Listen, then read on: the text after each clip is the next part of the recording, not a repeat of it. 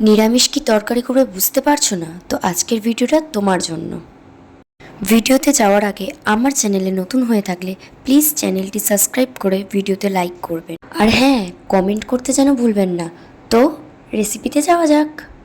তো নিরামিষ ঘুগনির জন্য আমি এখানে ফোড়নে দেব গোটা গরম মশলা, তেজপাতা, আর দেব গোটা জিরে। তেল গরম হয়ে গেলে সুন্দর গন্ধ আসা শুরু করলে এখানে বাটা মশলা দিয়ে দেবো। এই বাটা মশলায় আছে আদা, জিরে, কাঁচা লঙ্কা বাটা। এই মশলা দিয়ে সব কিছু ভালো করে নেড়ে চেড়ে দিয়ে দেব। আমি এখানে একটা গোটা টমেটো কুচি দিয়ে দিয়েছি এবং দিচ্ছি ওপর দিয়ে একটু নুন, যাতে টমেটোটা তাড়াতাড়ি গলে যায়, আর একটু হলুদ গুঁড়ো। তো হলুদ গুঁড়োটা দেওয়ার পরে আমি খুব ভালো করে সব কিছু আরও একবার মিশিয়ে নেব, এবং মিশানো হয়ে গেলে আমি এখানে দিয়ে দিচ্ছি কাশ্মীরি লঙ্কার গুঁড়ো, যাতে একটা সুন্দর একটা লাল লাল কালার আসে। লঙ্কার গুঁড়োটা দেওয়ার পরে আমি আরও একবার মশলাটা খুব ভালো করে কষিয়ে নেব। মশলা কষাতে কষাতে দেখবে যখন তেল ছাড়া শুরু করছে তখন বুঝবে তোমার মশলা কষানো হয়ে এসছে। এবং আমি এই পর্যায়ে দিয়ে দেবো একটু স্বাদ মতো চিনি, যাতে স্বাদটা ব্যালেন্স হয়। চিনিটা দিলে একদিক দিয়ে স্বাদটা যেমন ব্যালেন্স হবে, অন্যদিকে একটা সুন্দর কালার আসবে। দেখছো আমার এখানে টমেটো একদম গলে গেছে।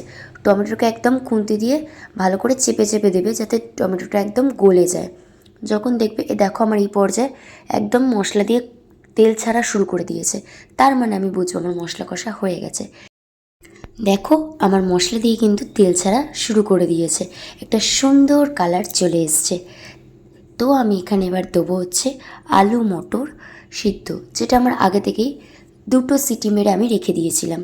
আলু আর মটরটা খুব ভালো করে আমি মশলার সাথে মিশিয়ে নিচ্ছি, যেমনটা তোমরা ভিডিওতে দেখতে পাচ্ছ। খুব ভালো করে মেশাতে হবে। তো আমার যখন সব কিছু ভালো করে মেশানো হয়ে যাবে, ঠিক তখনই আমি দিয়ে দেবো পরিমাণ মতো জল। তোমরা যে যেমন ঝোল খেতে পছন্দ করো তোমরা ঠিক ততটাই জল দেবে। আমি মিডিয়াম খাই, তাই আমি অল্প জল দিয়েছি। আমি এখানে পরিমাণ মতো জল দিয়ে আরও একবার সব কিছু ভালো করে মিশিয়ে নিচ্ছি। দেখো এখনই ঘুগনিটা কি সুন্দর একটা কালার চলে এসছে। তো এবার আমি এখানে একটা থালা দিয়ে ঘুগনিটা চাপা দিয়ে দিচ্ছি।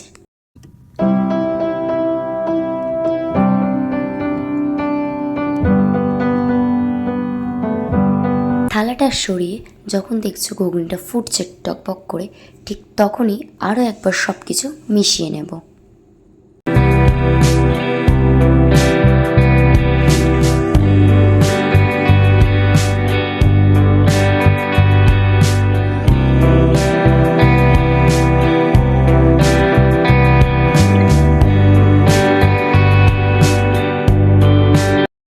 যখন দেখবে তোমার ঘুগনিটা হয়ে এসছে, ঠিক তখনই উপর দিয়ে একটু ছড়িয়ে দেবে গোটা গরম মশলা বাটা। আমি এখানে বাটা দিয়েছি, তোমরা চাইলে গুঁড়োও দিতে পারো। তো গরম মশলাটা দেওয়ার পরে আরও একবার সব কিছু ভালো করে মিশিয়ে নিচ্ছি, এবং এটা থালা চাপা দিয়ে আমি রেখে দেবো যতক্ষণ না পরিবেশন করছি। আমার এই ভিডিওটা কে কোথা থেকে দেখছো অবশ্যই কিন্তু কমেন্ট বক্সে জানাতে ভুলবে না। এইভাবে একবার নিরামিষ ঘুগনি বাড়িতে বানিয়ে দেখতেই পারো, আশা করছি ভালো লাগবে। তো আজকের ভিডিওটা আমার কেমন লাগলো অবশ্যই কিন্তু কমেন্ট বক্সে জানাতে ভুলবে না।